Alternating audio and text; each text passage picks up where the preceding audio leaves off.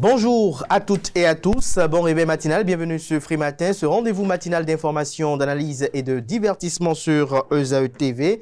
Pour le numéro d'émission de ce jeudi matin, j'ai convié en plateau pour vous Banaf Fridat Bionigan. Elle est ingénieure, docteur en télécommunication ou docteur en informatique option télécommunication. Elle a soutenu sa thèse sur la détection automatique des membranopathies du sang grâce au réseau de neurones de convolution à l'université Cheikh Anta Diop de Dakar le 19 novembre dernier. Elle est là ce matin pour partager avec nous le fruit de ses recherches. Mais avant de la retrouver, vous aurez droit au bulletin matinal d'information, à la définition du jour, aux trucs et astuces, au prénom du jour, aux prévisions astrologiques et au panel de discussion qui ce jour s'intéresse aux 100 marmites en 24 heures, un défi qui a été relevé par Eden Food, lequel défi fait couler beaucoup d'encre et de salive. Voilà un peu la trame de Free Matin ce matin. Juste après l'instant pub, on se retrouve pour la une des journaux. Tu viens d'avoir le bac ou tu veux te reconvertir dans un domaine d'avenir, faire le choix du numérique et rejoindre l'école supérieure d'administration, d'économie, de journalisme et des métiers de l'audiovisuel, ESAE. De nouvelles filières sont disponibles dès cette rentrée: informatique et multimédia, informatique industrielle et maintenance, réseau informatique et télécommunications, système informatique et logiciel, sans oublier les filières initiales, administration générale, administration des finances, administration des affaires, sciences juridiques, sciences économiques, sciences de gestion, journalisme et métiers de l'audiovisuel. ESAE est disponible sur 4 sites: Cotonou-Badjoumendé, Cotonou-Akpakpa, Abomey-Calavi et Parakou. Pourquoi choisir l'ESAE? Des formations conçues pour le marché de l'emploi, des enseignants expérimentés et passionnés, des infrastructures modernes avec équipement de pointe, des opportunités de stage et d'emploi garanties. Les inscriptions sont en cours et les places sont limitées. Ne rate pas ta chance, donne vie à tes ambitions avec l'ESAE. Contacte-nous vite par appel ou par WhatsApp au 01 98 98 14 00 ou via email scolarité@esae.bj et visite notre site web www.esae.bj. Ton futur commence maintenant avec l'ESAE. Tu investis dans un avenir professionnel, concret et sécurisé. ESAE, l'excellence à un nom.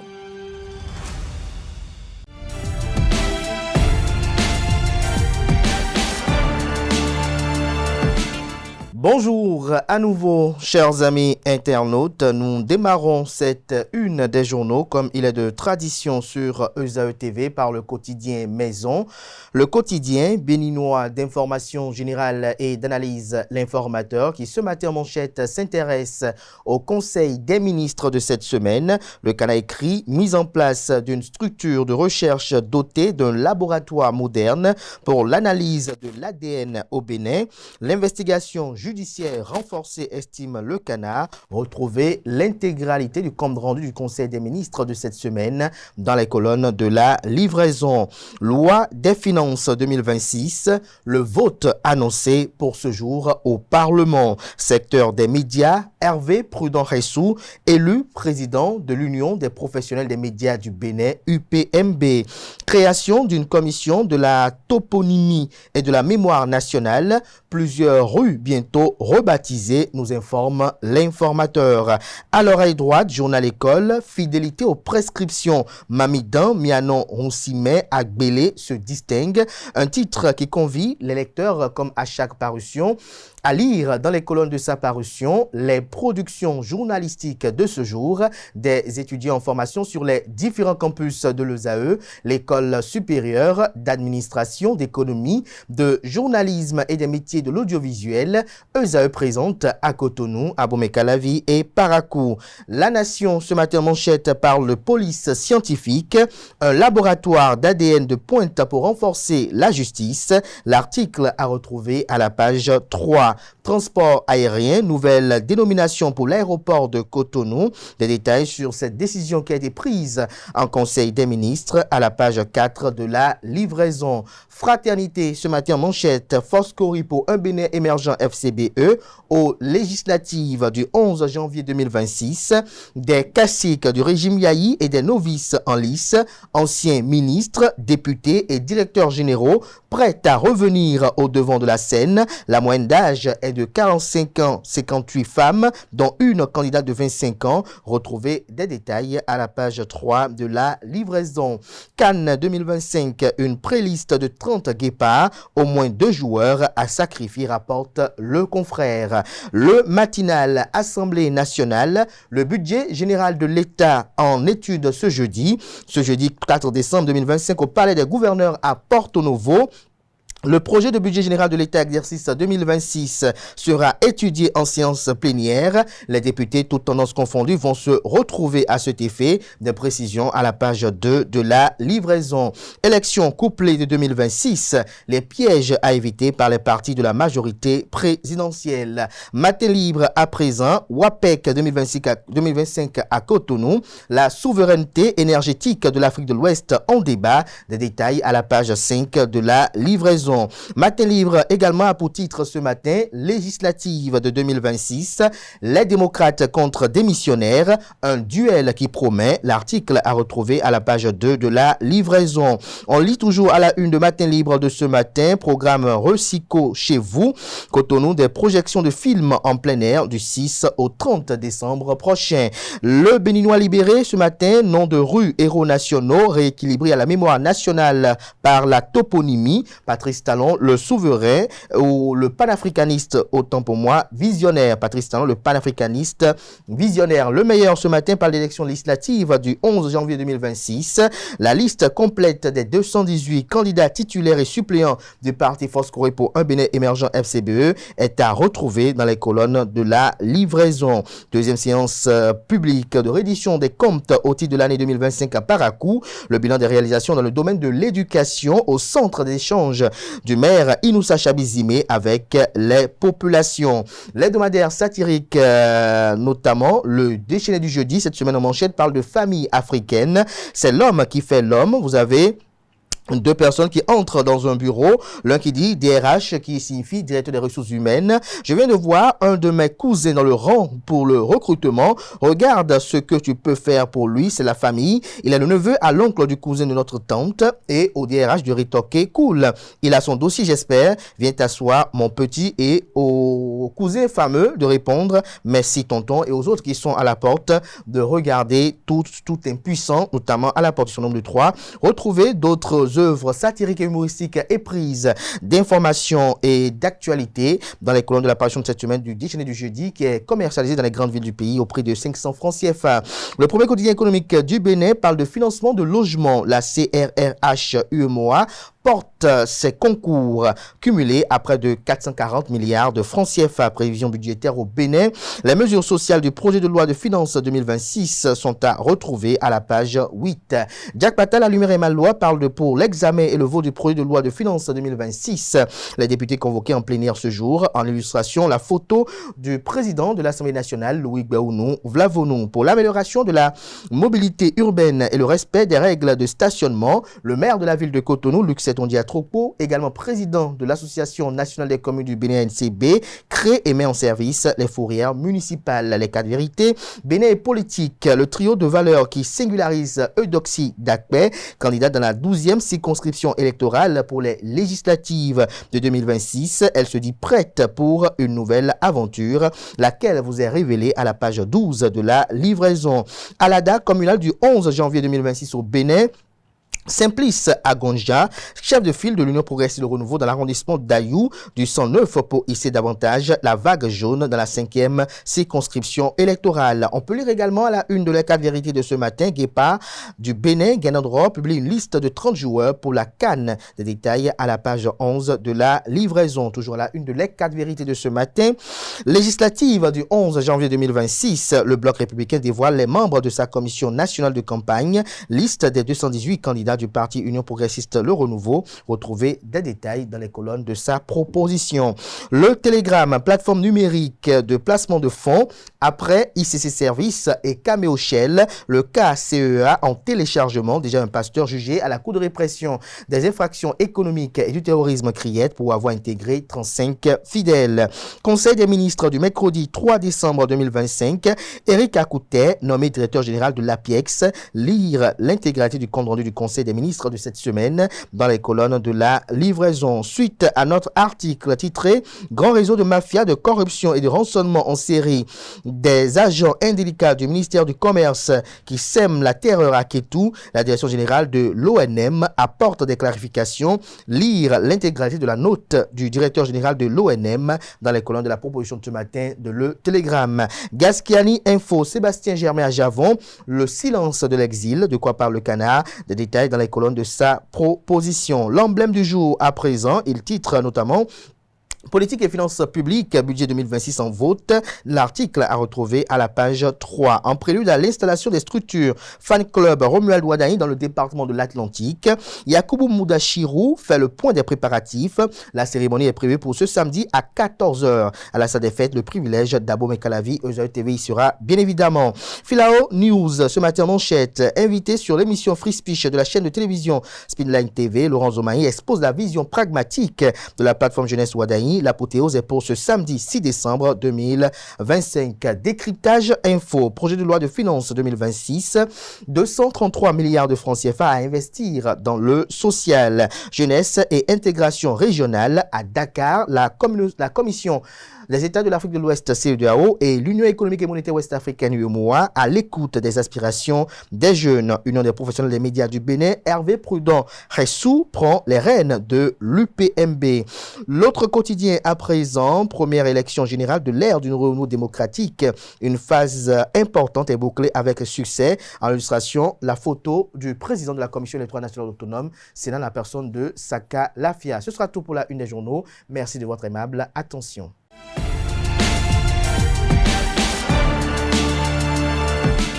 Mesdames et messieurs, bonjour et bienvenue dans le bulletin matinal d'information. Le gouvernement du Bénin a tenu hier mercredi 3 décembre 2025 son traditionnel Conseil des ministres sous l'égide du chef de l'État, chef du gouvernement et président de la République, Patrice Talon.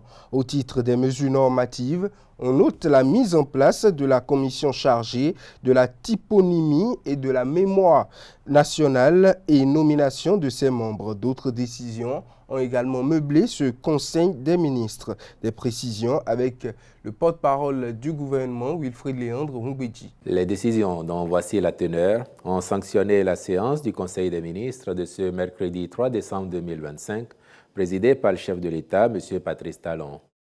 S'agissant des mesures normatives, mise en place de la commission chargée de la toponymie et de la mémoire nationale. Cette initiative participe de la volonté du gouvernement de reconstruire un narratif cohérent avec le vécu de nos héros et notre identité, en inscrivant notre histoire dans la trame du présent et dans l'imaginaire des générations futures.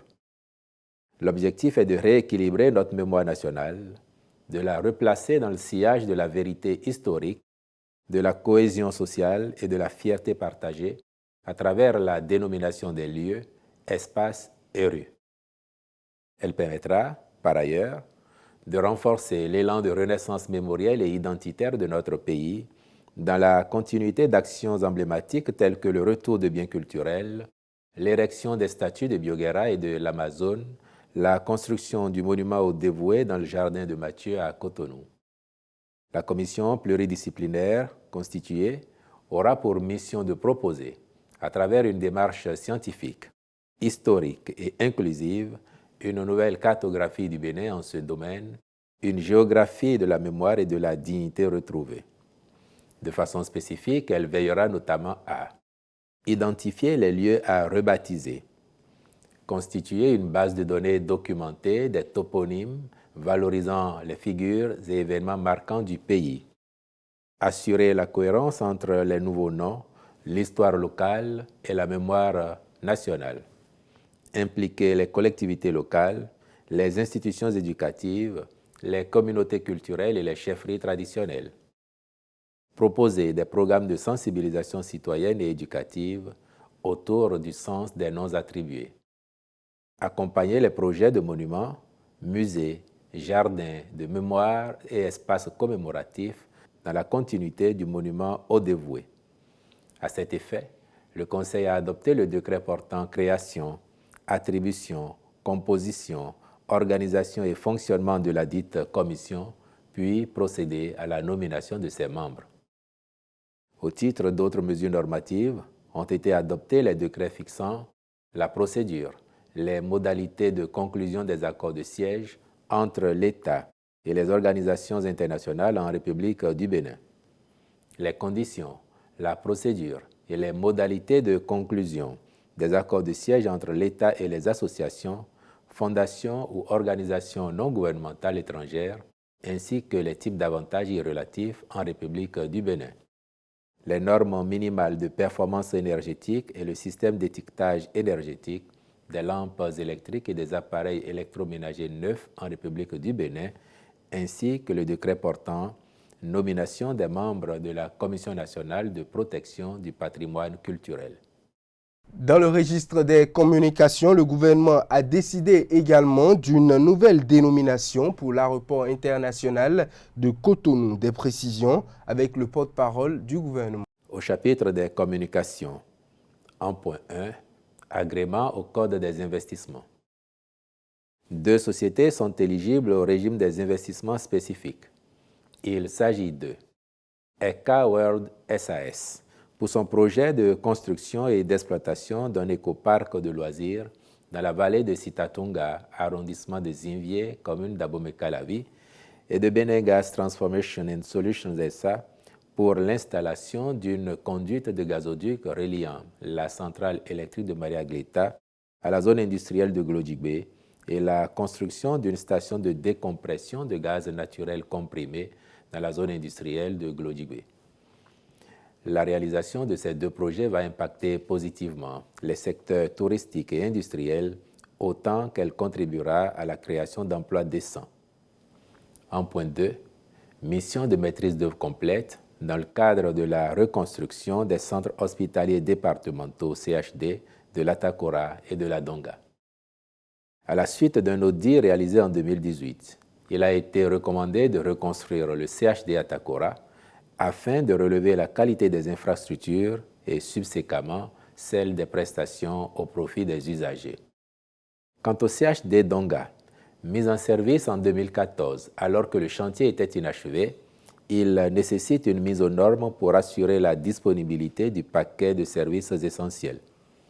Les travaux, une fois achevés, garantiront la fonctionnalité optimale de ces 2 centres hospitaliers, leur permettant de jouer un rôle d'hôpitaux de référence par le renforcement de l'offre de soins dans les 2 départements. En vue de leur bonne exécution, la maîtrise d'œuvre complète intégrant les études de conception architecturale, les études techniques, d'impact environnemental et social, la surveillance et le contrôle. Donc la maîtrise d'œuvre devra être conduite avec professionnalisme. Aussi, le Conseil a-t-il marqué son accord pour la contractualisation avec des sociétés expérimentées et instruit les ministres concernés de veiller au suivi rigoureux des chantiers. En point 3, contractualisation pour l'implémentation de la plateforme de recherche, d'investigation et d'analyse médico-légale PRIAM. L'absence d'un dispositif d'analyse ADN constitue une faiblesse structurelle majeure dans le fonctionnement de la chaîne judiciaire des pays de la sous-région. Cette lacune impacte négativement la célérité des procédures, la résolution des affaires criminelles complexes et la souveraineté de l'État en matière de gestion des données sensibles. Aussi, le PRIAM se veut-il une solution pertinente visant à doter l'État d'un laboratoire national d'analyse ADN autonome conforme aux standards internationaux. Le projet consistera notamment en la mise en place d'un laboratoire modulaire robotisé de 220 mètres carrés entièrement équipé, adapté aux conditions climatiques locales, la formation certifiante de l'équipe technique dédiée, ainsi qu'en des sessions spécifiques à l'attention de l'ensemble des acteurs de la chaîne judiciaire, officiers de police judiciaire, magistrats, greffiers, experts techniques. Un accompagnement opérationnel suivi par un laboratoire d'hématologie médico-légale européen pendant 2 ans avec assistance à l'exploitation, transfert de compétences et appui à l'obtention de l'accréditation ISO 17025. Cet ensemble intégré a l'avantage d'assurer la pleine opérationnalité du laboratoire au bout d'1 an et l'accréditation internationale à l'issue de la 2e année. Il est à signaler qu'en Afrique subsaharienne, Un seul laboratoire de même type dispose actuellement de cette accréditation. Au demeurant, la mise en œuvre de ce projet fera du Bénin le pôle régional de référence en analyse ADN, en raison des retombées évidentes telles que la maîtrise des données génétiques nationales, l'accélération des procédures criminelles et l'amélioration du taux de résolution des enquêtes. En point 4, nouvelle dénomination de l'aéroport de Cotonou. Dans une logique de simplification et d'efficience, il apparaît judicieux de procéder à l'actualisation du nom dont l'énoncé s'avère trop long et difficile à mémoriser. Par ailleurs, dans la pratique, l'évocation du titre de la personnalité dont l'infrastructure porte le nom ou du quartier qui l'abrite n'est pas indispensable. Aussi, le Conseil a-t-il retenu que l'aéroport s'appelle désormais Aéroport Bernardin Gantin de Cotonou.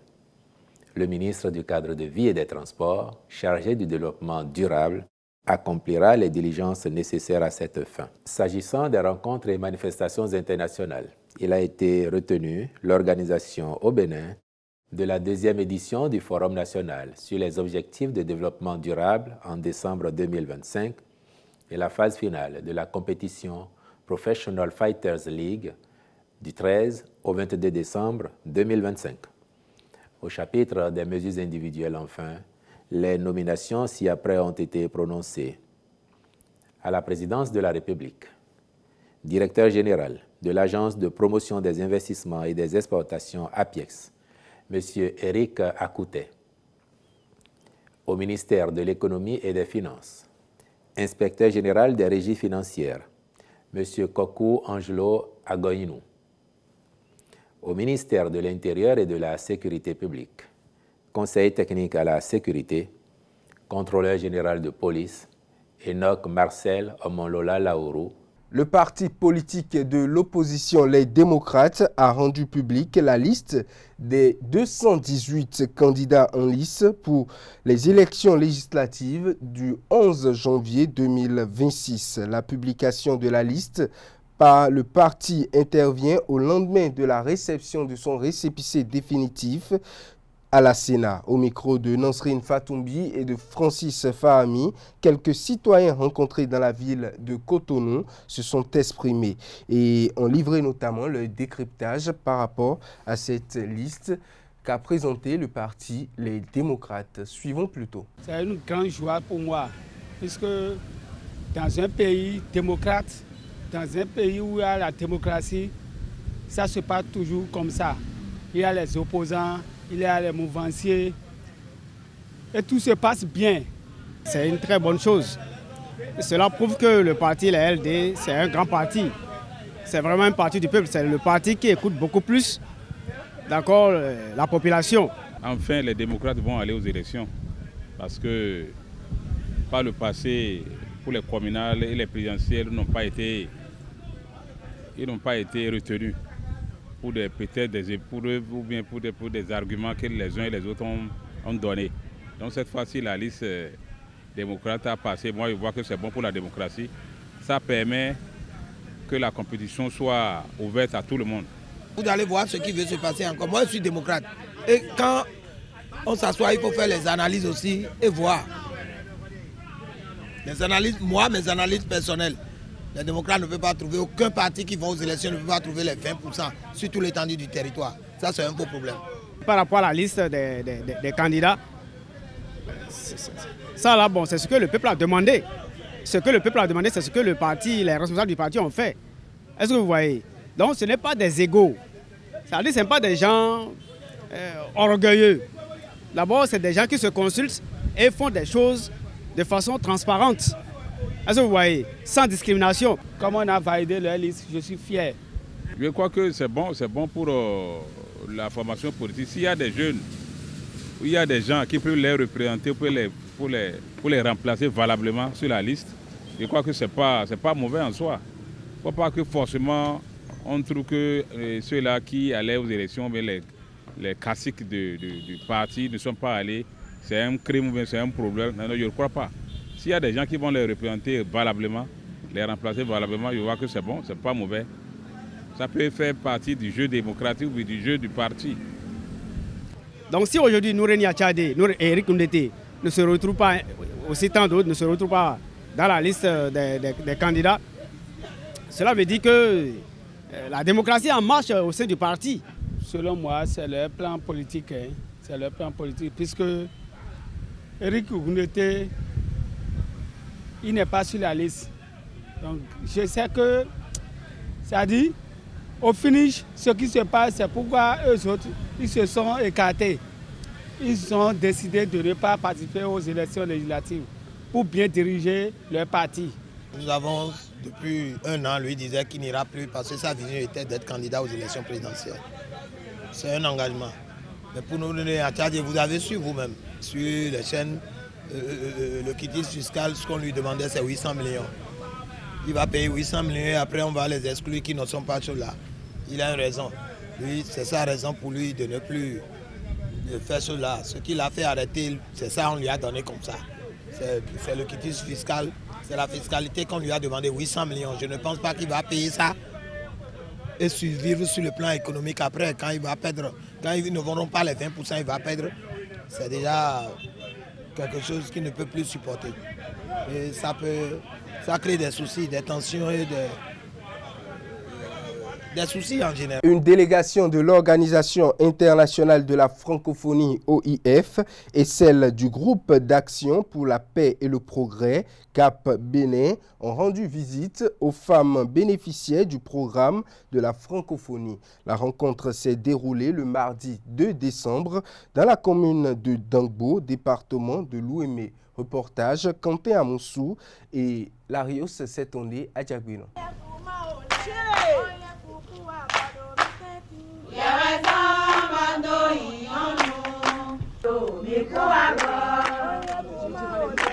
C'est avec enthousiasme et émotion que les femmes bénéficiaires du projet appuient aux activités génératrices de revenus pour les épouses de prisonniers des prisons de Porte-Nouveau et d'Akpromisérité et les responsables de l'ONG Cap Bénin ont accueilli la mission terrain des femmes d'affaires francophones auprès des bénéficiaires du fonds La Francophonie avec elle, le mardi 2 décembre 2025 à Dangbo.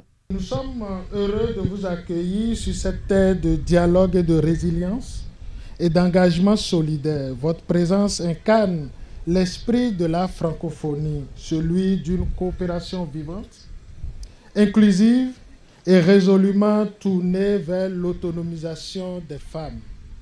À GAP, notre vision est celle d'un Bénin où les droits humains sont pleinement respectés, où les femmes et les enfants jouissent de leurs droits fondamentaux, dans un cadre démocratique, équitable et ouvert. Notre mission, promouvoir les libertés civiques, protéger les personnes vulnérables, notamment les femmes, les enfants et les personnes en difficulté, notamment contribuer à renforcer leur autonomisation juridique et économique. Grâce à ce projet mis en œuvre durant 2 ans entre 2021 et 2023, le groupe Cap Bénin et son partenaire l'OIF ont contribué à l'autonomisation de 200 femmes environ dans 3 communes, Bonou, Adjoun et Dangbo. Pour nous, le Fonds La Francophonie, c'est une initiative de la secrétaire générale qui est très, très importante parce qu'elle vient en aide aux femmes pour s'assurer de l'autonomisation. Quand on aide une femme, on n'aide pas juste une femme. On aide une famille, on aide des enfants et on aide toute une communauté. Alors, c'est ce que la secrétaire générale a souhaité.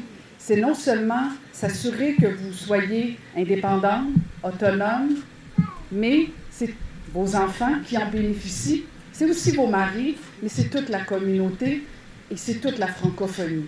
Les bénéficiaires ont témoigné de l'impact de la mise en œuvre du projet dans leur quotidien au cours des échanges avec les émissaires de l'OIF.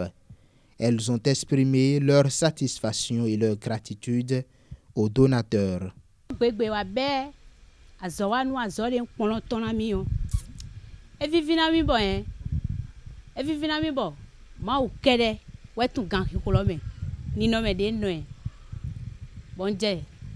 Village Téton, Bohua Zoé, Oja Zawadi, Didiowa, Vivoa, Susu Lebi, Ei, Diole to kolome bi wa meleno pomi.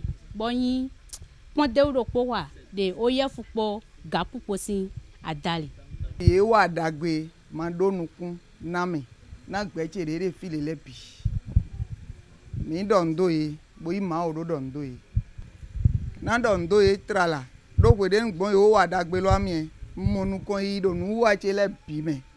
Ndo didi o de gbezan che me. Bodo didi o de hwendo che me. Bon fon tegbe bolon de hwa e do alo e to na yaga ku ganda yi. Nwa nuklo me alokpa leti de na remede pon de na refile pon de minaton yonu do na ton do petole me pon de nde joro kwento me de yonu rena du pon ye do bi ye klon mi gestion de na toju kwepon ye klon mi ne le bise mi. L'Organisation internationale de la francophonie a réitéré leur engagement à les soutenir. Cette mission de terrain s'inscrit dans le cadre du suivi et évaluation du projet.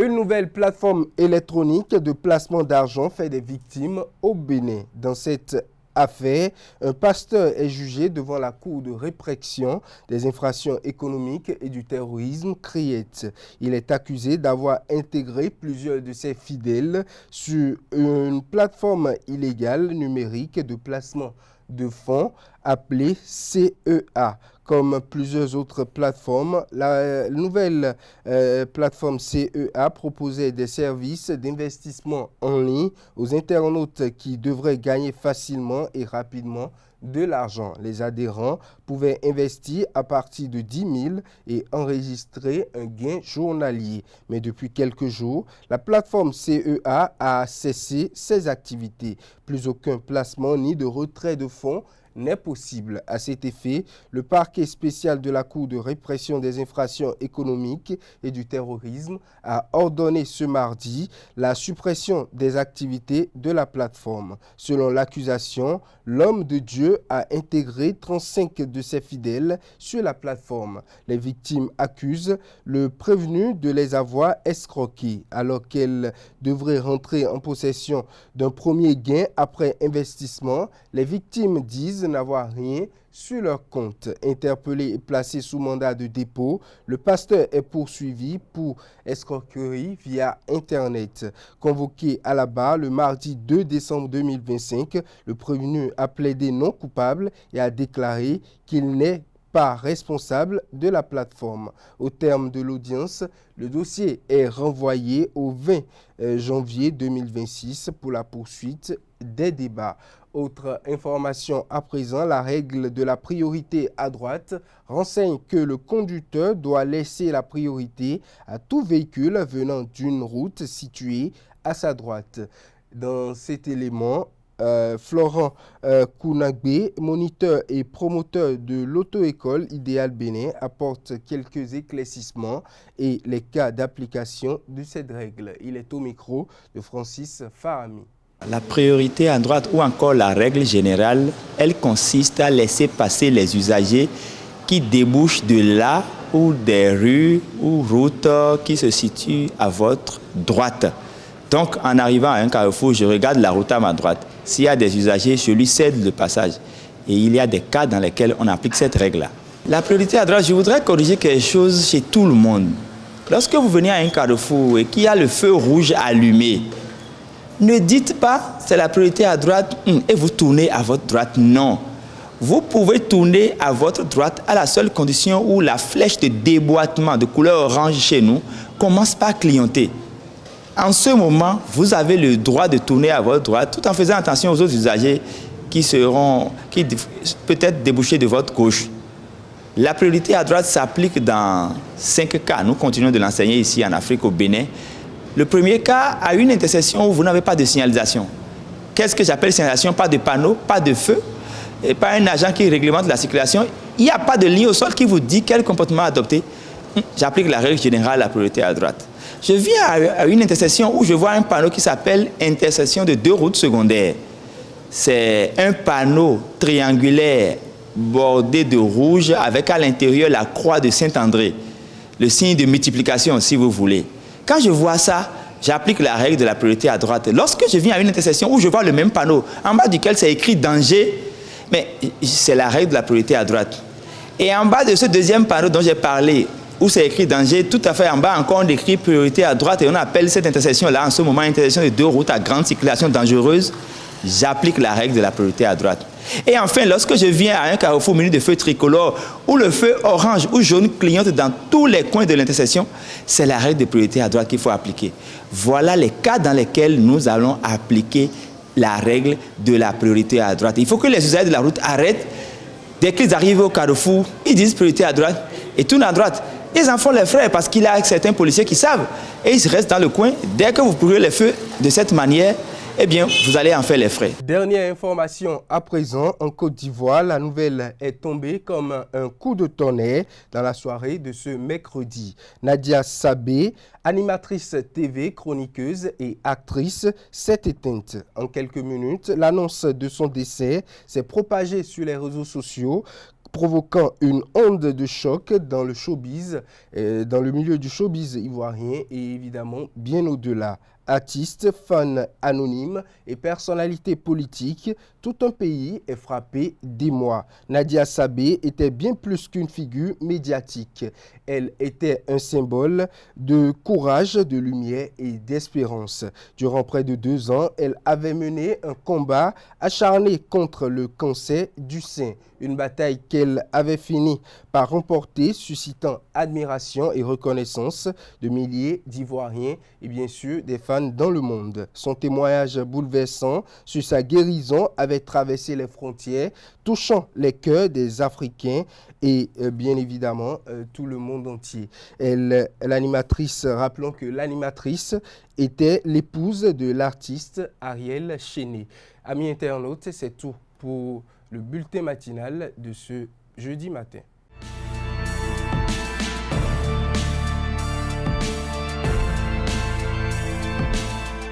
Mesdames et messieurs, bonjour et bienvenue dans la rubrique La définition du jour. Aujourd'hui, nous parlerons de l'expression « mettre la puce à l'oreille ». Mettre la puce à l'oreille signifie tout simplement éveiller les soupçons ou inciter quelqu'un à se méfier.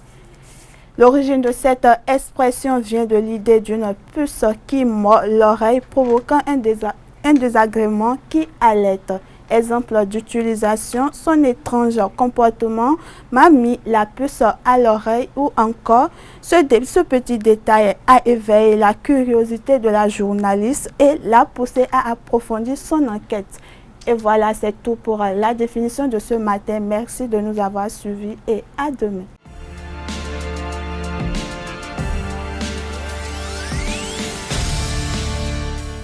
Amis internautes, bonjour et bienvenue dans la rubrique Le Prénom du jour. Aujourd'hui, le prénom du jour est Barbara. D'origine grecque, Barbara signifie étrangère. Barbara est une personne à la fois forte et sensible. Elle possède une grande intuition, un esprit indépendant et un charme naturel qui attire l'attention sans effort. Au travail, elle se distingue par son professionnalisme et sa vision créative. Elle excelle dans les domaines où elle peut exprimer ses idées tout en gardant son autonomie. En amour, Barbara recherche une relation authentique et stable.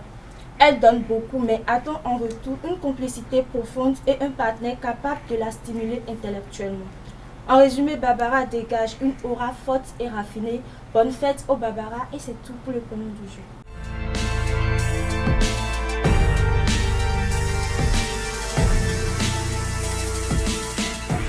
Bonjour à tous, ravi de vous retrouver ce matin. Aujourd'hui, on parle d'une astuce simple pour redonner vie à des piles usées ou qui ne fonctionnent plus. Amis internautes, si vous avez des piles usées chez vous, surtout ne les jetez pas. Pour leur redonner vie, d'abord, mettez les piles usées dans de l'eau bouillante pendant une minute. Ensuite, plongez-les dans de l'eau glacée pendant 2 minutes. Séchez-les bien avec une serviette, puis remettez-les dans les appareils. Vous verrez, vos piles fonctionneront de nouveau. Non seulement cette astuce est efficace, mais elle est aussi écologique. Et donc, plus besoin d'acheter de nouvelles piles tout le temps.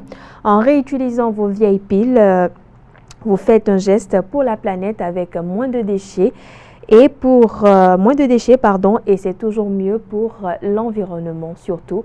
N'hésitez pas à essayer. Et voilà, chers internautes, c'est tout pour l'astuce de ce matin.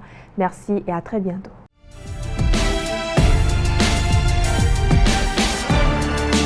Amis de la rubrique Horoscope, bonjour et bienvenue. Bélier, vous gagnerez en efficacité mettant hors de votre route des considérations inutiles. Vous retrouverez un meilleur équilibre moral et physique. Vous sortez de vos turbulences morales et ça se sentira autour de vous. Amis Taureau, vous avez besoin d'action. Ne vous fâchez pas pour autant avec ceux qui n'ont pas cette envie. Votre sensibilité plus vive que d'ordinaire est positive si vous en profitez pour capter véritablement les signaux de votre organisme. Prenez soin de votre capital bien-être. Gémeaux, à présent, vous seriez aujourd'hui plus sociable et à l'écoute avec les autres. Cela vous ouvrira des portes insolites et insoupçonnées. Alors, n'hésitez pas surtout à aller vers de nouvelles connaissances. La journée est effectivement idéale pour sortir de votre bulle et mener d'intéressants échanges. Chers amis Cancer, votre franc-parler sera payant. Cela vous permettra d'éteindre l'estime de votre entourage. Vous êtes au mieux de votre forme physique. Donnez-vous des satisfactions sans attendre que cela vienne des autres. Lion, à présent, aujourd'hui, vous aurez de l'énergie à revendre pour vous consacrer à vos diverses tâches et faire la fête avec vos amis. La soirée s'annonce donc idéale pour lâcher la pression et entraîner vos proches dans une agréable sortie ou les réunir autour d'un chaleureux dîner. Natif du signe Vierge, vous prendrez une bonne décision aujourd'hui en ce qui concerne votre budget. Pensez-vous déçu, vous éprouvez une envie irrésistible de déguster les plaisirs de l'existence sans pleinement y arriver parce que vous manquez de détente. Si vous êtes du signe Balance, l'humour peut vous éviter quelques confrontations douloureuses et préjudiciables à votre équilibre. Essayez donc d'apprendre à rire de tout, mais sans vous moquer de personne. Amis Scorpions, vous allez avoir le répit nécessaire pour vous consacrer à vos affaires personnelles ce jeudi. Faites-le sans culpabiliser. Restez en contact avec votre corps malgré les essais qu'il subit. Vous avez besoin d'une meilleure qualité de repos. Amis Sagittaire, le ciel ne vous épargnera pas. Amis Sagittaire, le ciel ne vous épargne pas quelques remous susceptibles de vous bousculer, mais c'est une journée précieuse pour cerner ce que vous souhaitez accomplir maintenant et plus tard. Veillez à ne pas zapper aucune question qui fâche, restez sincère. Cher Capricorne, vous serez plus pétillant que jamais aujourd'hui et positivement entraînant pour votre entourage. En effet, votre joie de vivre sera communicative et créera une agréable ambiance. Cette journée sera rythmée par de sympathiques moments de partage. Avant-dernier signe du zodiaque Verseau, bien évidemment, vous aurez bien plus de ressources émotionnelles pour évoluer vers une meilleure qualité de partage et d'écoute en profondeur. La compréhension, la fraternité et la tolérance vous permettent tous les espoirs. Poisson, pour finir, vous avez besoin de vous pencher sur vous et vos liens familiaux avant d'en arriver à des malentendus. Vous bénéficiez d'un aspect planétaire propice à un changement amical à long terme, mais vous ne vous emballez pas trop vite. Voilà, mes internautes, c'est tout pour le message des astres de ce jeudi matin. Rendez-vous demain vendredi pour le même exercice.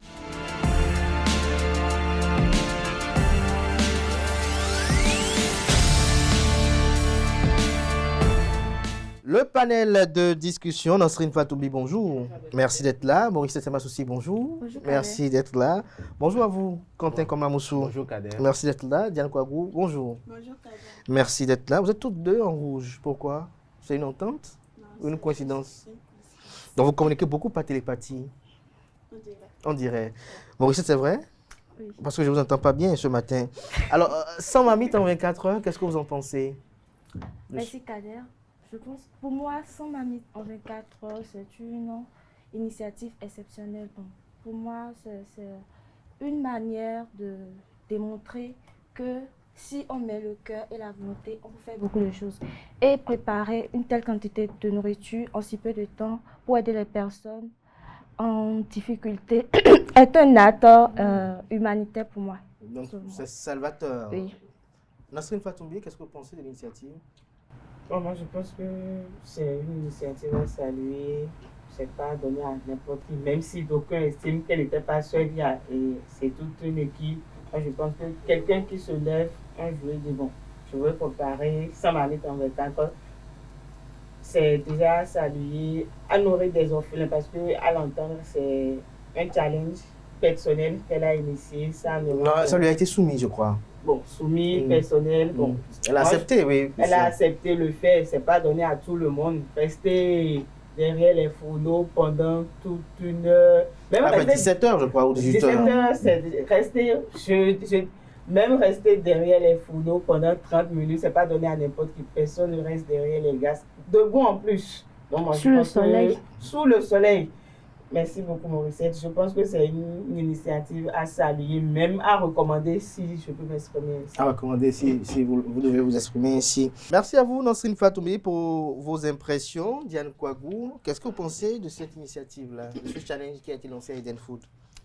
Je crois que c'est un challenge à féliciter parce que ce n'est pas donné à n'importe qui de rester autour du feu et à préparer avec plein de marmites. Moi, je ne peux pas tenter ce challenge.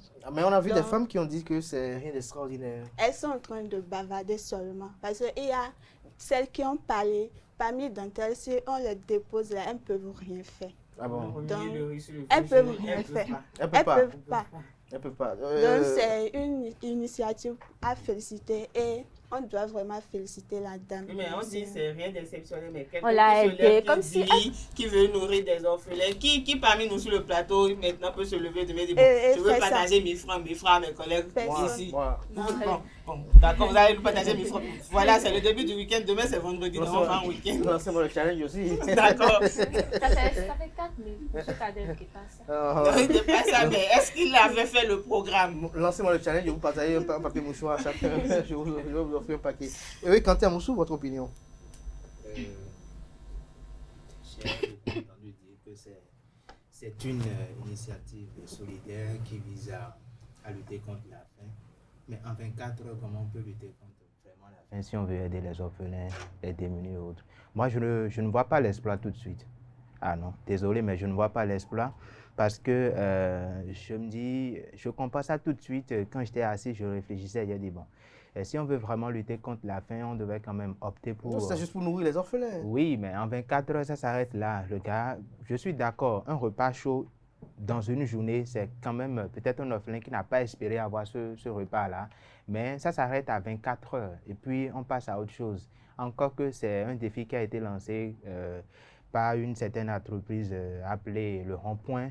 Je me dis, si l'entreprise n'avait pas lancé ce défi-là, est-ce que la dame de Eden Food allait avoir cette idée-là de vouloir aider de cette manière encore plus les orphelins? Je me pose également, je m'interroge à l'idée de savoir combien d'orphelins ont pu faire le déplacement pour Canal Olympia ce jour-là. Parce que moi, je me suis dit, il faut quand même savoir le nombre de personnes qui ont été réellement nourries. C'est vrai qu'ils ont parlé de 30 000 personnes, mais par quel mécanisme également? Est-ce qu'on a dépêché des repas de Canal Olympia? Les repas ont été distribués dans les orphelinats.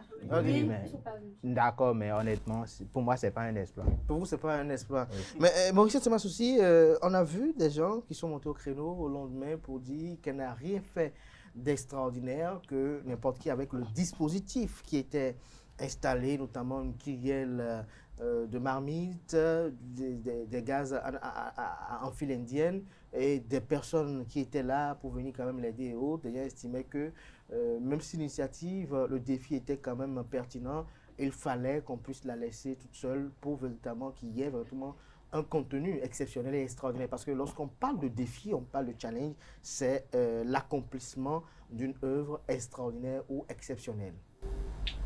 Je pense que la personne a quand même raison, mais on ne peut pas la laisser seule. Elle ne peut pas préparer seule, sans marmite. Je pense que pour moi, c'est impossible. Je vais préparer d'abord une seule marmite, là, c'est pas facile. Et même si on l'a aidé, ceux qui disent ça, à sa place, ne feront pas mieux. Donc, moi, je pense que ce qu'elle a fait, c'est vraiment impressionnant. Je voudrais apporter un peu d'eau au moulin. Je pense qu'il y a des conditions qui ont été mises déjà sur place. Apparemment, on lui avait demandé qu'elle pouvait dépêcher au moins 100 fourneaux. Mais si elle doit amener une personne dans le lot pour travailler avec elle, ça lui fait 6 fourneaux de moins.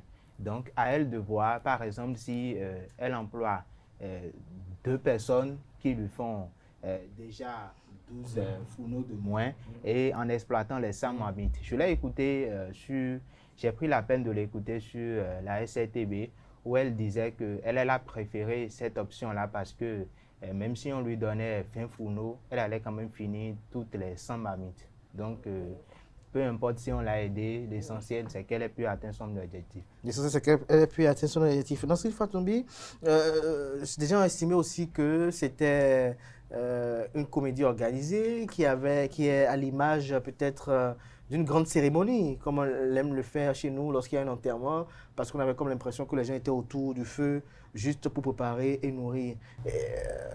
Est-ce que vous avez eu ce même ressenti? Bon, moi, je n'ai pas eu ce ressenti. Et moi, bon, vous savez, peu importe ce que tu feras dans ce pays, il y aura toujours ceux qui vont critiquer, ceux qui vont adhérer à ton initiative. Donc, que les gens l'aident à préparer, c'est pas ça le problème. Est-ce qu'ils savent que rester debout, même si elle a laissé les fourneaux, elle a accepté d'utiliser les fourneaux, elle était seule. Ceux qui étaient là, c'est pas eux qui préparaient, les autres l'aidaient seulement. Peut-être elle a besoin du sel, elle a besoin d'huile, elle a besoin d'eau. C'est ce que les autres faisaient. Mais moi, je ne vois pas l'intérêt à ce que vous critiquez ce que quelqu'un décide de faire. D'accord. Supposons que les gens se disent, bon, elle n'a rien fait d'extraordinaire. Est-ce que c'est facile de rester debout même à la maison, préparer pendant 30 minutes, vous ne pouvez pas rentrer à la cuisine. Mais c'est des femmes comme vous qui estimez que c'est... Oui, mais mettons-les à l'épreuve, soumettons-les l'épreuve si elle peut arriver même à faire 5 heures debout. Elle a fait moins de 24 heures, elle a préparé. Bon, elle a dit, bon, elle a relevé le défi, c'est son défi à elle. Je mets au défi, nous, on est 3 femmes sur le plateau, je nous mets au défi, on ne peut pas rester 2 heures. Vous avez préparé avec du bois en plus. Ah non, mais attendez, moi j'ai déjà vu en cuisine une fois. Moi j'ai déjà vu la cuisine une fois. On nous met au défi, on nous dit, bon, on va préparer en 30 minutes. Je ne sais pas qui va sortir de la cuisine en 30 minutes. Je vais vous descendre 20 marmites en 30 minutes. Même une marmite, vous ne pouvez pas. Non, mais sérieusement, il y a des hommes qui préparent. Moi, hier, j'avais faim, je voulais des frites. J'ai regardé, je disais à la personne... Je veux les frites. Avant 15h10, j'ai commandé à 15h00. Je disais, je veux les frites à 15h10. La personne me dit, je vais faire frites pendant 10 minutes. J'ai dit, mais ces frites, tu veux faire, tu veux pas préparer tout le sachet pour moi, tu veux juste frites. Il me dit, mais c'est pas possible. Il m'a dit en même temps que c'est pas possible, que je ne pouvais pas les avoir à 15h10. Mais je me dis, mais alors, il m'a ramené les frites à 15h30. Donc, j'étais restée là sur ma faim, à l'attendre, mais je n'avais pas d'autre choix parce que c'est ce dont j'avais envie de manger. Donc, que les gens se lèvent et disent que bon, ce que Den Food a fait, c'est pas un exploit. Bon, il y en a qui font plus. Oui, il y en a qui font plus, mais... On n'a pas vu encore. Non, mais s'il y a une chose à apprécier, ce serait quand même l'idée de vouloir aider les démunis à avoir un repas chaud.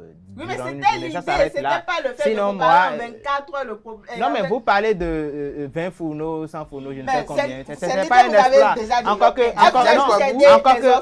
Oui, mais attendez, encore que là, elle n'aura pas à aller vérifier si le gaz, le feu augmente ou pas. Parce qu'il y a des... Vous avez déjà préparé des charbons de bois. Quand vous préparez, vous voyez... le niveau du feu, mais vous n'allez pas mettre le feu. Non, ce n'est pas de ça que je parle. Vous savez, il y en a qui préparent. Moi, j'ai déjà eu la chance de préparer plusieurs fois quand j'étais adolescent ou du moins petit avec les. Je ne dirais pas avec le charbon, non, mais avec du bois. Et vous savez ce qui se passe à ce niveau-là. Je suis quand même dans votre réponse du berger à la bergère de savoir, est-ce que vous avez déjà préparé avec des marmites de 50 kilos? Non, 50 kilos. Non, mais j'ai déjà vu ma mère faire. Moi, j'ai déjà assisté, j'ai déjà vu ma mère faire. Donc, et encore, et ce que je dis, c'est que quand on le fait avec des charbons, c'est encore différent quand on le fait avec le gaz ou encore du charbon de bois. Parce que vous voulez qu'elle prépare les charbons? Non, je ne la tue pas. Elle a décidé de faire son propre truc. Ce que je dis, c'est qu'il y en a qui font plus. D'accord, saluons l'idée qu'on veuille aider les démunis. D'accord. Il y en a qui font plus. Pour moi, ce n'est pas un exploit. Nous sommes 4 sur le plateau et je pense que vous tous, vous êtes du même avis. Je suis de l'avis contraire. Voilà. Oui, Diane, quoi vous? Si vous demandez si Abdel Kader, il est contre aussi. Même si les gens l'ont aidé, moi, je trouve que c'est un travail d'organisation et d'équipe. Donc, tout ce qu'elle a fait, on a dit que la dame doit préparer et elle seule ne peut pas prendre son crin-crin, elle ne peut pas aller préparer la pâte, elle seule, elle ne peut pas, mais il y aura des gens derrière elle qui puissent prendre au moins des trucs et lui donner pour qu'elle puisse faire le mélange. Je crois que c'est un travail d'équipe et quiconque ici ne peut pas dire. Là, moi, je suis même 5 mamie, je ne peux pas. Je ne peux pas faire. En 24 heures, je ne peux pas. Je ne peux pas faire. Quand tu es à Oussou, oui.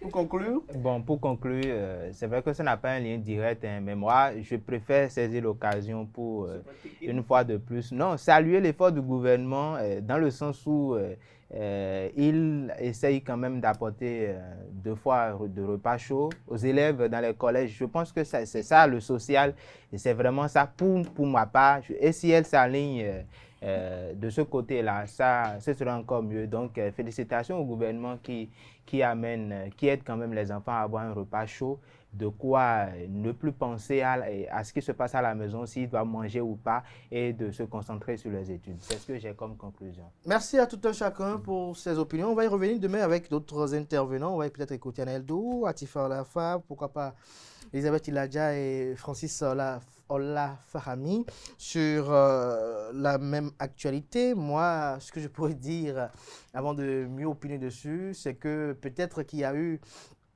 un déficit de communication à un niveau donné sur la pertinence, pour ne pas dire l'essence même du défi qui a été lancé à Eden Food, ou parce que quand on parle de déficit de communication, parce qu'on a comme l'impression qu'il y en a beaucoup sur la toile qui n'ont pas compris le défi qui a été lancé.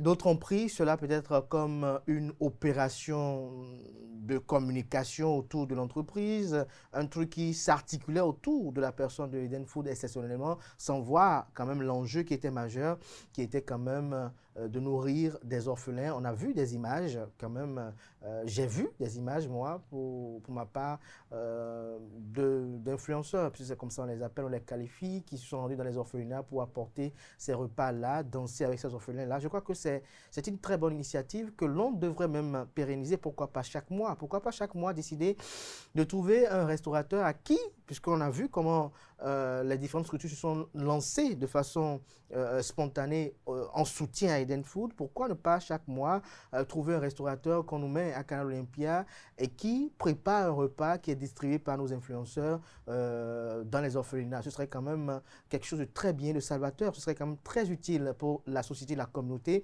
parce que certains ont eu l'impression que cela a été organisé autrement, en voyant peut-être encore d'autres personnes s'amuser autour du repas, en prenant des repas, et le fait que l'accès a été conditionné, cela également a laissé des confusions dans les esprits. Mais l'idée, au fond, est très bonne, je le dis, je le répète, elle est bonne, elle est à pérenniser. Et là, il faut peut-être saluer celui qui a eu l'initiative de cela. Vous savez, les premières initiatives, à leur premier chef-d'œuvre, sont toujours éprises d'imperfections que l'on doit revoir peut-être pour les prochaines éditions. Et comme je le disais tout à l'heure, pourquoi pas chaque mois trouver un restaurateur que l'on met peut-être au niveau de Canal Olympia, avec le défi de faire 100 mamites en 24 heures, 100 mamites au profit des orphelins pour que ces innombrables structures à travers le pays qui nous grugent à n'en point finir, impuissamment, bien évidemment, qui nous grugent impuissamment, qu'elles puissent reverser un peu pour ceux qui en ont véritablement besoin, ceux qui ont véritablement besoin de repas. Et comme l'a dit Kanté, comme l'a Moussou, il faut encourager l'État central à travers ces innombrables efforts, le programme Bessoké, les cantines scolaires et bien d'autres, pour quand même permettre à ceux qui n'ont pas de quoi manger, de pouvoir manger. Vous savez, lorsque vous avez vécu dans des conditions vraiment... Je ne veux peut-être pas sortir des mots pour ne pas être émotif. Vous comprenez véritablement qu'il y en a sur la terre béninoise, il y en a dans les tréfonds du Bénin, même à Cotonou, qui parfois manque de 50 francs, de 115 francs pour s'offrir le petit riz d'une journée. Et donc, s'il y a une initiative qui doit distribuer des repas, même si certains vont parler de la qualité de autre chose, un repas, lorsque vous n'avez rien à manger, un repas reste un repas. Chers amis internautes, vous allez suivre encore mon autre commentaire, peut-être demain, avec Atifa, Anaël, Francis et Elisabeth. On va y revenir demain. Jusque-là, à présent, on passe à l'invité matinal avec Bana Fridat Bionigan, qui est ingénieur, docteur en informatique, option télécommunication.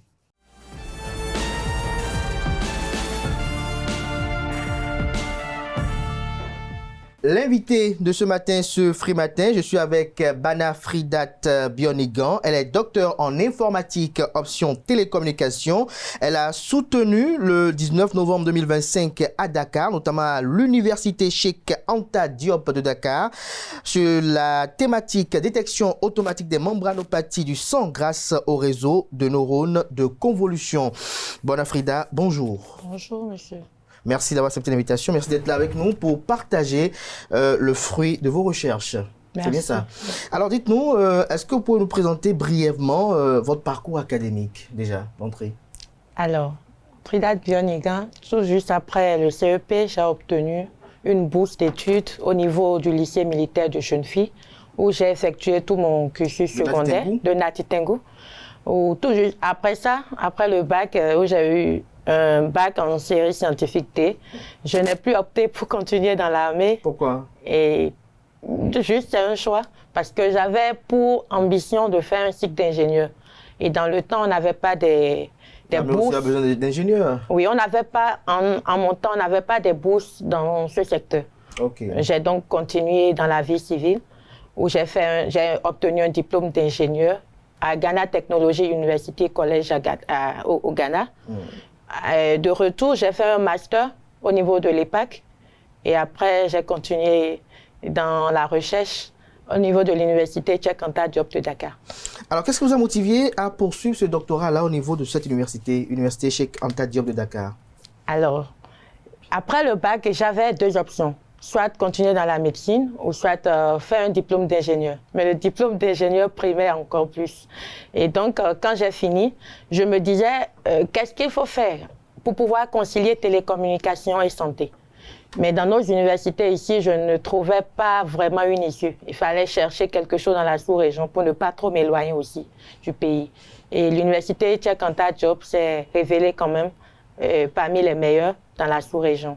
Tout mon choix de cette université. Alors, lorsqu'on parcourt votre thèse, on s'interroge de savoir comment vous arrivez à vous intéresser à l'hématologie au numérique. Ok. Comme je le disais tout d'abord précédemment, j'avais le choix entre la médecine et les télécommunications au début. Donc, quand j'ai eu le diplôme d'ingénieur, je me suis dit, il fallait quand même trouver un pont entre les deux.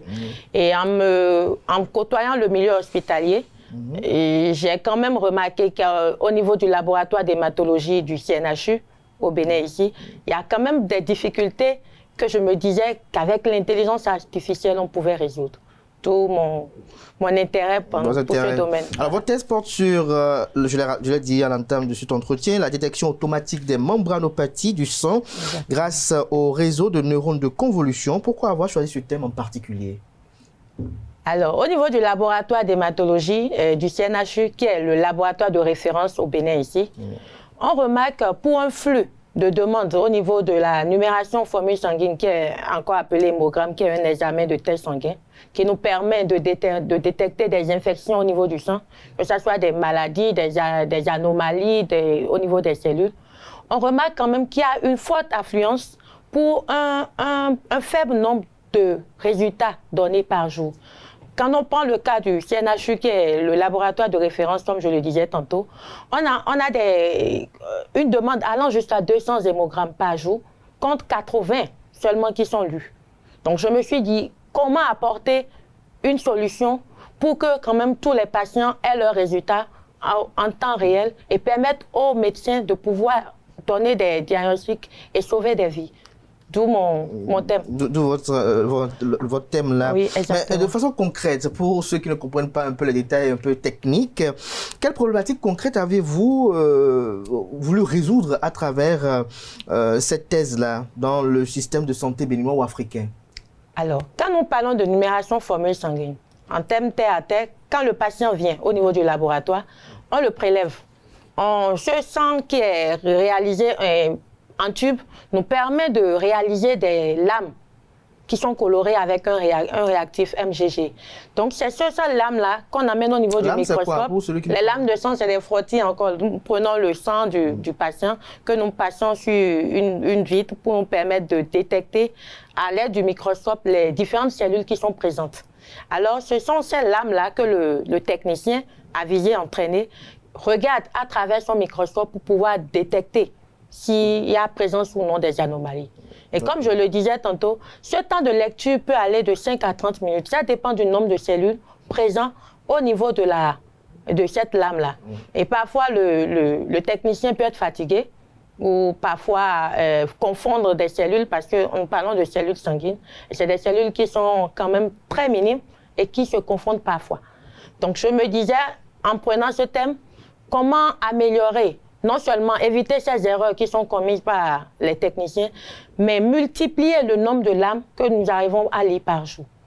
Ok, pour une question de célérité, Pour une question de célérité. Mais est-ce que vous avez réalisé votre collecte de données au laboratoire d'hématologie du Centre national hospitalier universitaire Exactement. C'est la CHKM de Cotonou? Oui, toutes les données de notre base de données ont été réalisées au niveau de ce laboratoire. Mais quelle est la réalité que vous avez observée concernant la numération sanguine là, à ce niveau? Ok. Au début, quand nous sommes venus, on a exposé le projet. Il y a beaucoup qui étaient réticents. Parce que quand on leur dit, c'est pour vous permettre d'alléger votre tâche, c'est pour vous permettre de lire, de beaucoup plus trouver de résultats à la fin de la journée, il y en a qui pensaient qu'ils allaient perdre leur boulot.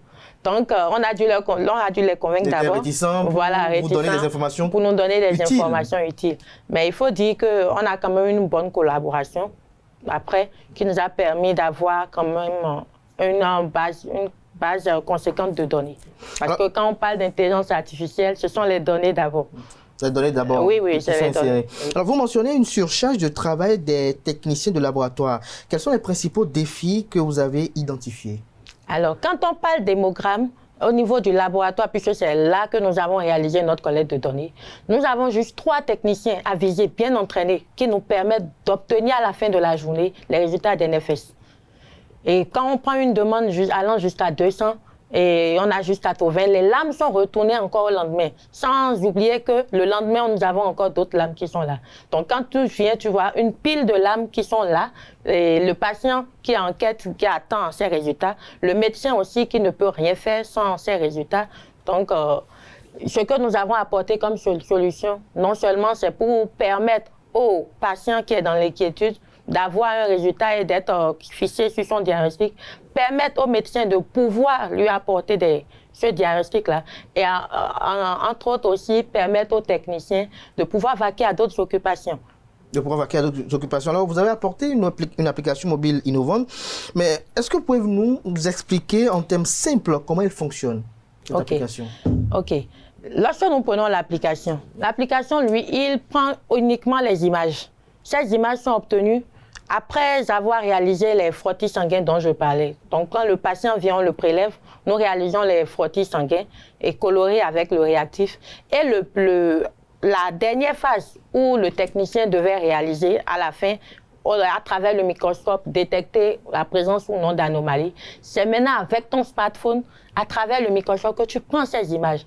Et donc, ces images sont envoyées dans notre application mobile qui nous permet de parcourir la lame, de l'analyser et de dire ou pas s'il y a de présence d'anomalies ou non. Est-ce qu'il y a une typologie de smartphone pour prendre ces images-là? N'importe quel smartphone? Peu importe le smartphone. Il suffit juste que la lame soit très bien colorée. Donc, nous veillons à cette qualité de lame. L'application, elle est téléchargeable sur Play Store, Apple Store? Pour l'instant, nous ne l'avons pas encore déployé parce qu'il faut quand même beaucoup de ressources. Sinon, c'est l'objectif. C'est l'objectif, oui. Mais actuellement, pour un patient qui veut télécharger cette application, comment il doit s'y prendre? Pour le moment, il n'est pas encore disponible. C'est pas encore disponible? Oui. C'est pas encore disponible? Non. Donc, il y a encore du chemin à faire? Oui. Et vous avez besoin de moyens à ce niveau? Exactement. Exactement. Alors, avant d'y revenir en fin d'émission, quel type de technologie ou, j'allais dire, d'algorithme avez-vous utilisé, notamment concernant les réseaux de neurones de convolution? Voilà. Alors, nous avons utilisé beaucoup plus le deep learning. Parce que le deep learning se différencie du machine learning par sa quantité de bases de données. Et comme je le disais tantôt, lorsque nous parlons d'intelligence artificielle, il faut beaucoup plus une grande base de données. Plus nous avons de données, mieux c'est. Les résultats sont meilleurs. Donc, nous avons utilisé le deep learning auquel nous avons associé d'autres algorithmes comme le SVM, les K×1 moyen, ça dépend. Dans notre cas, nous avons utilisé ces 2 classificateurs. Vous avez utilisé ces 2 classificateurs. Je suis sûr que nos amis internautes qui nous suivent actuellement, ils auront une question qui, moi aussi, me taraude l'esprit, c'est de savoir quel type de maladie de sang votre application est-elle capable de détecter? Alors, dans un premier temps, nous sommes restés focus sur des types de maladies liées aux anomalies de forme des globules rouges.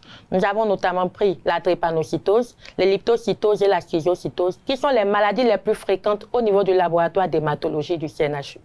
Il n'y a pas d'autres maladies, vous pensez? Il y en a d'autres, mais les plus fréquentes, c'était les 3. Est-ce que vous avez ajouté d'autres? Non. Non, c'est les 3. Oui, parce que quand on parle de thèse, c'est quand même une durée aussi. On était limité aussi dans le temps. Dans le temps. Donc, alors, quel avantage concret cette application apporte-t-elle au personnel de laboratoire? OK. Cette application mobile n'apporte pas que d'avantages au niveau du personnel du laboratoire. Je le disais tout à l'heure, il y a les patients aussi qui ont leurs résultats plus tôt que prévu, plutôt que de revenir peut-être dans une semaine ou dans quelques jours plus tard. Nous avons les techniciens de laboratoire dont la tâche est allégée. Ça leur permet, après avoir réalisé ces lames, d'aller vaquer à d'autres occupations. Parce que dans un laboratoire d'hématologie, nous n'avons pas que la NFS. Nous avons d'autres examens qui sont réalisés. Oui. Mais est-ce que vous ne pensez pas qu'il pourrait y avoir des bugs? Est-ce que, j'allais vous poser cette question, est-ce que vous avez déjà des retours du personnel médical ou des patients? Oui, nous l'avons testé au niveau du laboratoire d'hématologie avec les techniciens qui sont entraînés là et des médecins biologistes qui, quand même, ont trouvé satisfaction à travers cette application mobile parce que l'application mobile, dès le départ, a été réalisée suite à ce qu'on lui a appris. Donc, au début, nous avons fait un travail avec ces techniciens-là qui nous ont permis de reconnaître ces différents types de pathologies sur des lames de sang. Donc, c'est ce que l'application a appris et c'est ce qu'il a rendu à la fin. Donc, ça veut dire que s'il y a un cas spécifique ou extraordinaire, l'application va s'embrouiller? Non, au-delà de ces 3 maladies, on a une autre catégorie où ça envoie tout type de maladies qu'il ne reconnaît pas, puisque notre thèse c'est juste focaliser sur ces 3 types de maladies. Ok, d'accord. Donc peut-être quand c'est pas dans ces 3 catégories de maladies, il le met dans autres. Le met dans autres maladies tranquillement. Ça vous permet de mieux diagnostiquer. Alors pensez-vous que cette technologie peut contribuer à démocratiser le diagnostic des maladies de sang, notamment dans les zones à ressources limitées? Oui, exactement, parce que c'est l'objectif. Quand nous prenons l'hôpital, le CNHU, tel que je le disais, c'est l'hôpital de référence du Bénin. Et quand tu vois des lames qui viennent d'un peu partout, de tous les coins du Bénin pour être lues ici, si nous avons cette application dans ces différentes zones, dans ces différents départements, le technicien n'aura plus à faire ces prélèvements et à envoyer ces lames au niveau du laboratoire ici. Donc ça nous permet déjà de désengorger le laboratoire d'hématologie du CNHU.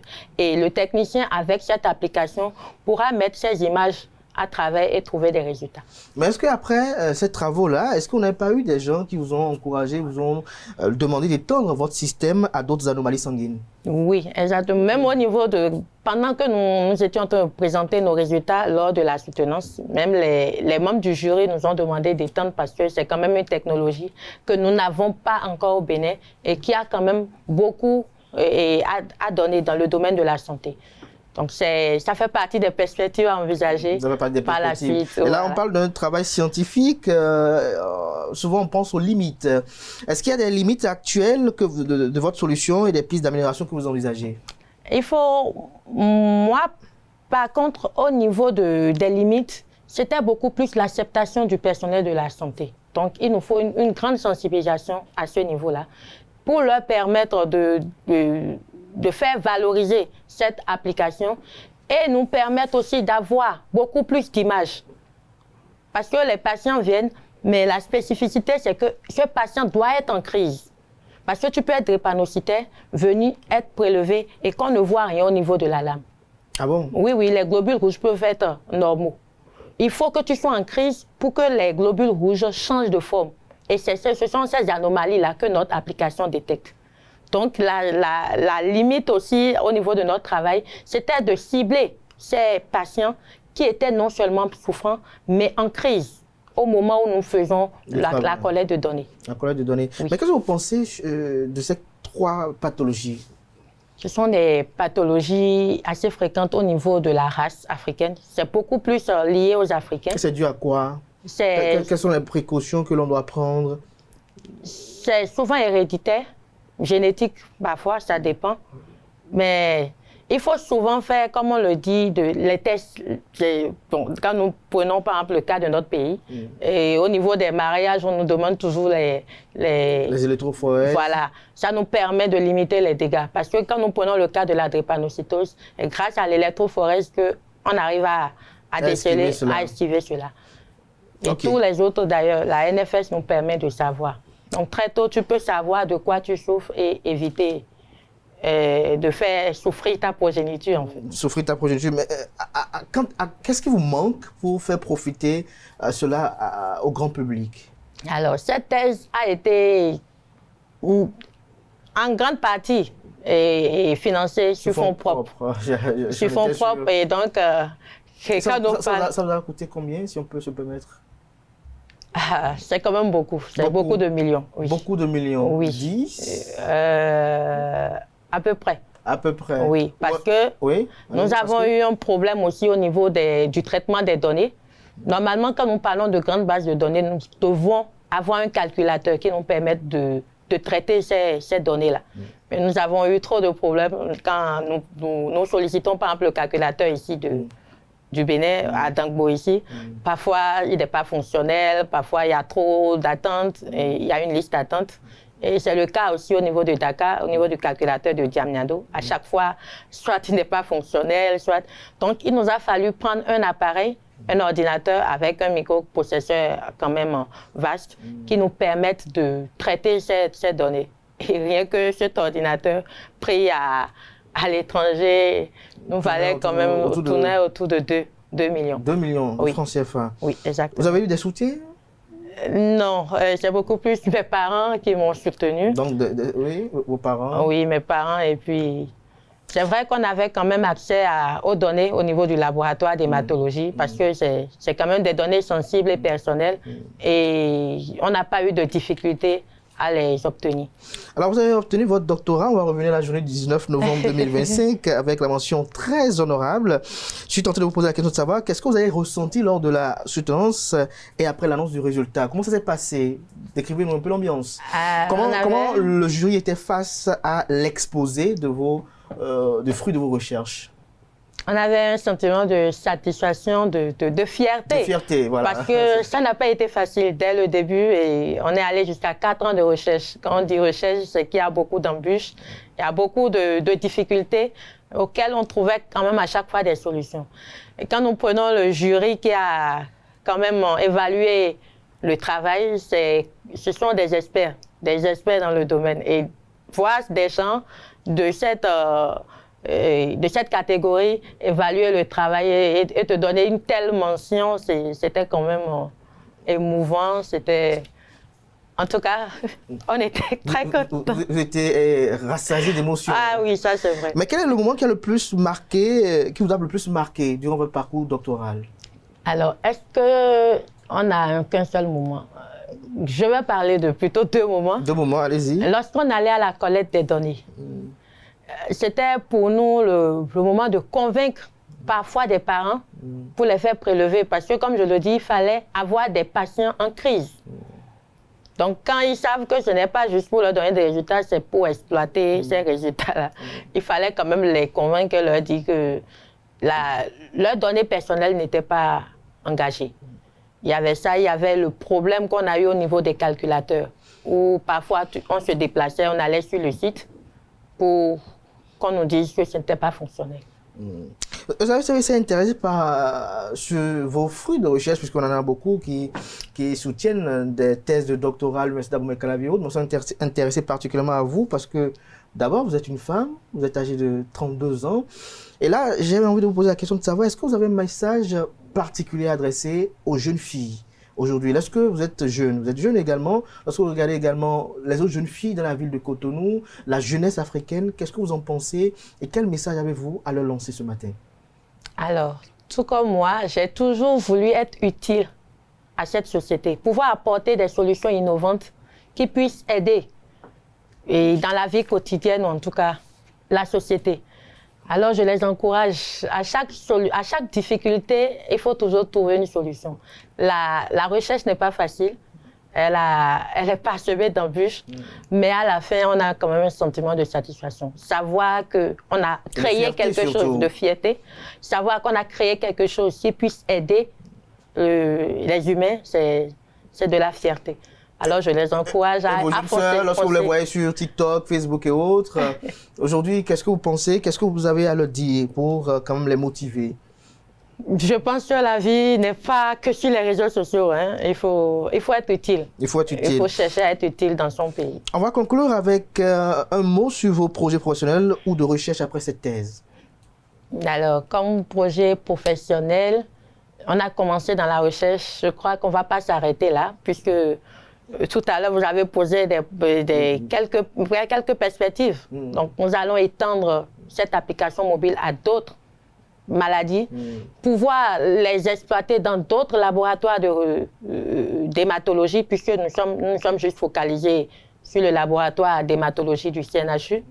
Et je suis ingénieur de base. Je n'oublie pas cette, comment appelle-t-on, cette profession. Donc, pouvoir concilier recherche et comment appelle-t-on, mon diplôme d'ingénieur. Voilà. C'est ça qui est le plus important. Exactement. Et aujourd'hui, vous avez besoin de combien pour que cette application soit disponible et accessible aux patients? C'est pas estimable? Non, pour le moment, on n'a pas une idée claire parce qu'il y a beaucoup d'autres paramètres que nous n'avons pas encore explorés. Merci à vous. Un dernier mot à vos amis de Anta Diop de Dakar. Alors, je viens encore, c'est le moment encore pour moi de les remercier, de remercier tout le corps professoral, le laboratoire d'hématologie du CNHU qui m'a accueilli sans arrière-pensée, qui m'a aidé dans la collecte de ces données, sans quoi on n'aurait pas de résultats. Tout le personnel de l'université Cheikh Anta Diop. Et voilà, merci pour tout et bon vent à nous. Bon vent à vous, recevez toute l'admiration de ESAE TV pour le travail que vous avez abattu et accompli, qui rehausse l'image du pays également et qui quand même prouve que dans notre jeunesse africaine, il y a quand même de très bons cerveaux qui pensent innovation, qui pensent quand même montrer qu'elle se distingue. Je rappelle que vous êtes Bana Fridat Bionigan, vous êtes ingénieur, docteur en informatique, option télécommunication. Vous avez soutenu sur la thèse détection automatique des membranopathies du sang grâce au réseau de neurones de convolution à l'université Cheikh Anta Diop de Dakar le 19 novembre 2025. Merci d'avoir accepté notre invitation. On va se dire à très bientôt. C'est bien ça. Merci beaucoup. Merci à vous, chers amis internautes. C'est sur ces mots que prend fin Free Matin ce matin. Merci pour l'attention. Portez-vous bien et belle suite de programme sur ESAE TV.